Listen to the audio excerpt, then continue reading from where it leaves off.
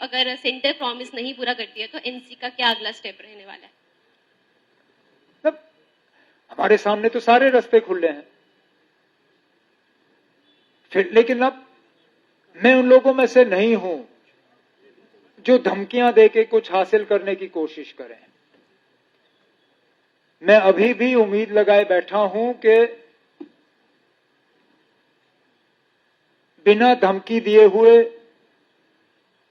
बिना जम्मू कश्मीर में हालात खराब हुए, जम्मू कश्मीर के लोगों के साथ जो वादा किया गया है उसको पूरा किया जाएगा। जहां एक तरफ से आप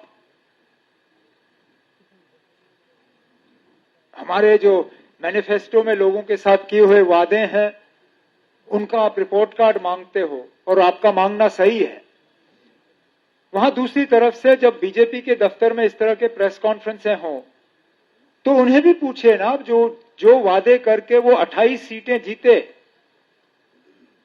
उनमें से सबसे बड़ा वादा तो स्टेटहुड का था। और मुझे आज भी याद है वो उन दिनों में हम लोगों को ताने देते थे कि नेशनल कॉन्फ्रेंस वालों को स्टेटहुड की बात करनी नहीं चाहिए, स्टेटहुड दिल्ली से आएगा, जम्मू या श्रीनगर से नहीं। तो अगर स्टेटहुड दिल्ली से आना है और स्टेटहुड का वादा जम्मू कश्मीर के लोगों के साथ बीजेपी ने किया था, तो वो वादा पूरा क्यों नहीं हो रहा है? बाकी आगे जाके हमें क्या करना होगा उसको शायद यहां आज दोहराने की जरूरत नहीं है।